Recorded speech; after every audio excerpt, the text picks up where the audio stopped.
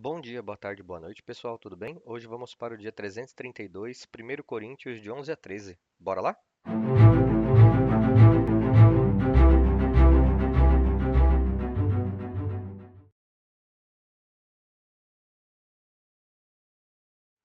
1 Coríntios 11. Sejam meus imitadores, como também sou imitador de Cristo.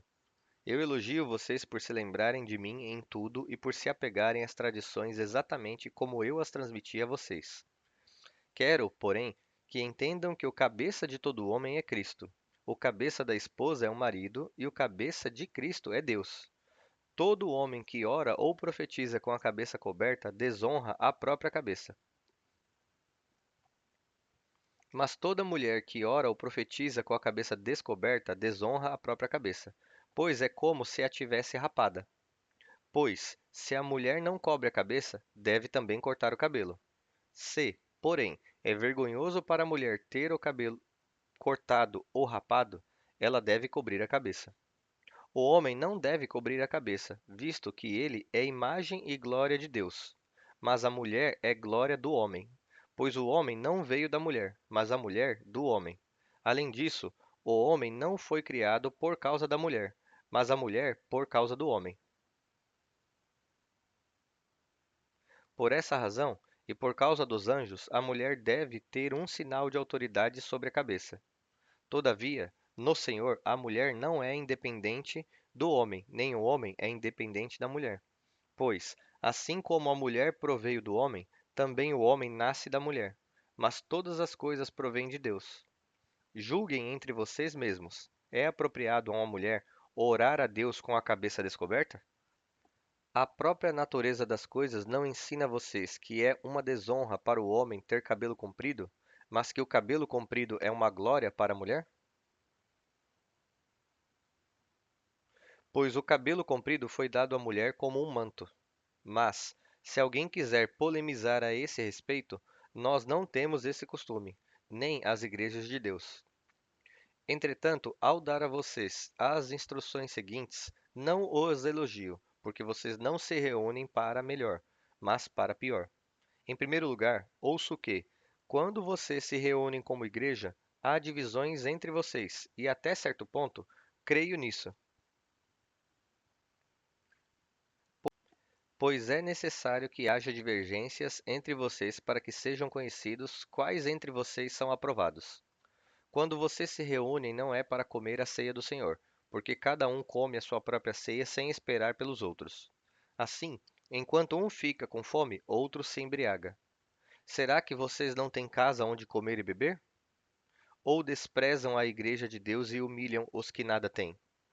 Que direi a vocês? Eu os elogiarei por isso? Certamente que não. Porque eu recebi do Senhor o que também transmiti a vocês, que o Senhor Jesus, na noite em que foi traído, pegou o pão, deu graças, partiu-o e disse: Isto é o meu corpo, dado em favor de vocês. Façam isto em memória de mim.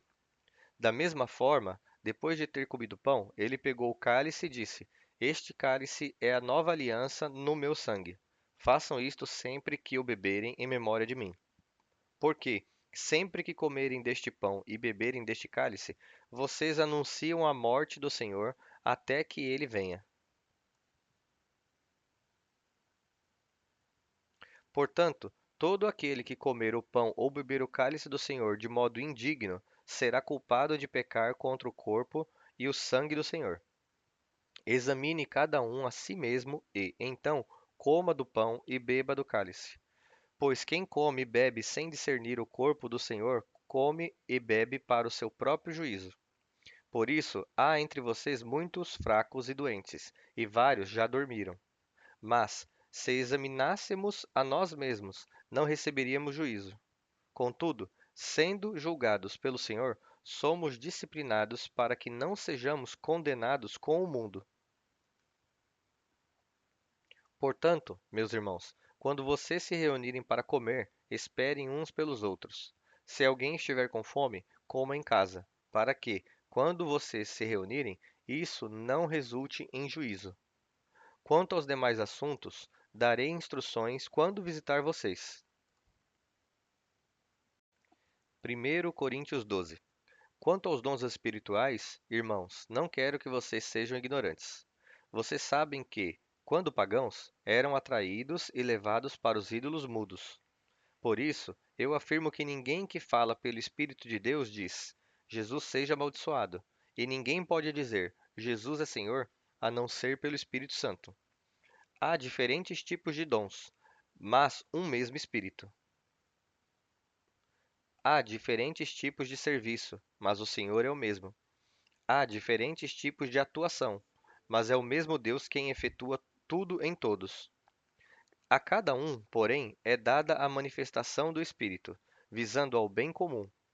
A um, pelo Espírito, é dada a palavra de sabedoria, a outro, pelo mesmo Espírito, a palavra de conhecimento. A outro, fé, pelo mesmo Espírito. A outro, dons de curar, pelo mesmo Espírito. A outro, poderes para realizar milagres. A outro, profecia. A outro, discernimento de espíritos. A outro, variedade de línguas. A outro, ainda, interpretação de línguas. Todas essas coisas, porém, são realizadas pelo mesmo e único Espírito, e ela as distribui a cada um como quer. Ora, como o corpo é somente um, mas tem muitos membros, todos os membros do corpo, embora sejam muitos, são um só corpo. Assim também é Cristo, pois também todos nós fomos batizados em um único Espírito para constituir um só corpo, quer judeus, quer gregos, quer escravos, quer livres, a todos nós foi dado beber de um só Espírito. Portanto, o corpo não é feito de um só membro, mas de muitos. Se o pé disser, por que não sou mão? Não pertenço ao corpo. Nem por isso deixa de fazer parte do corpo. Se o ouvido disser, por que não sou olho? Não pertenço ao corpo. Nem por isso deixa de fazer parte do corpo. Se o corpo todo fosse olho, onde estaria a audição? Se o corpo todo fosse ouvido, onde estaria o olfato? De fato, Deus dispôs cada um dos membros no corpo segundo a vontade dele. Se todos fossem um só membro, onde estaria o corpo? Assim, há muitos membros, mas um só corpo. O olho não pode dizer à mão: não preciso de você, nem a cabeça pode dizer aos pés: não preciso de vocês. Ao contrário, os membros do corpo que parecem mais fracos são indispensáveis, e os membros que consideramos menos honrosos tratamos com especial honra. Igualmente, os membros que em nós são indecorosos são tratados com decoro especial. Já os que em nós são decorosos não precisam ser tratados de maneira especial. Deus, no entanto, estruturou o corpo dando maior honra aos membros que dela tinham falta, a fim que não haja divisão no corpo, mas sim que todos os membros cuidem igualmente uns dos outros. Se um membro sofre, todos os outros sofrem com ele. Se um membro é honrado, todos os outros se alegram com ele. Ora, vocês são o corpo de Cristo, e cada um de vocês é membro desse corpo. Assim, na igreja, Deus estabeleceu primeiro os apóstolos, segundo os profetas, terceiro os mestres, depois os que realizam milagres, os que têm dons de curar, os que têm dom de prestar ajuda, os que têm dons de administração e os que falam diversas línguas. São todos apóstolos? São todos profetas? São todos mestres? Têm todos dom de realizar milagres? Têm todos dons de curar? Falam todos em línguas? Todos interpretam? Entretanto, busquem com dedicação os melhores dons. Passo agora a mostrar a vocês um caminho ainda mais excelente. 1 Coríntios 13. Se eu falar as línguas dos homens e dos anjos, mas não tiver amor, serei como sino que ressoa, ou como símbolo que retine. Se eu tiver o dom de profecia, souber todos os mistérios e todo o conhecimento, e tiver uma fé capaz de mover montanhas, mas não tiver amor, nada serei. Se eu der aos pobres tudo o que possuo e entregar o meu corpo para que eu tenha de que me gloriar, mas não tiver amor, nada disso me valerá. O amor é paciente, o amor é bondoso. Não inveja, não se vangloria, não se orgulha. Não maltrata, não procura os próprios interesses, não se ira, não guarda rancor. O amor não se alegra com a injustiça, mas se alegra com a verdade. Tudo sofre, tudo crê, tudo espera, tudo suporta.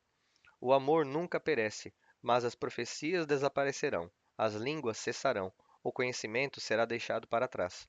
Pois em parte conhecemos e em parte profetizamos. Quando, porém, vier o que é completo, o que é em parte será deixado para trás. Quando eu era menino, falava como menino, pensava como menino e raciocinava como menino. Quando me tornei homem, deixei para trás as coisas de menino. Agora, pois, vemos apenas um reflexo, como em um espelho, mas um dia veremos face a face. Agora conheço em parte, mas um dia conhecerei plenamente, da mesma forma que sou plenamente conhecido. Assim, permanecem agora estes três: a fé, a esperança e o amor. O maior destes, porém, é o amor. Bom, pessoal, chegamos ao fim de mais um dia. Vou aproveitar esse finalzinho aqui para pedir para vocês que, por amor à palavra de Deus que a gente vem lendo em todos esses dias, que vocês compartilhem o máximo que vocês puderem, que vocês que têm esse poder, de fazer com que essas leituras cheguem ao máximo de pessoas e que elas possam conhecer também o amor de Deus e a palavra dele, né? Eu espero vocês aqui amanhã novamente e que Deus abençoe a cada um de vocês. E obrigado por estarem aqui.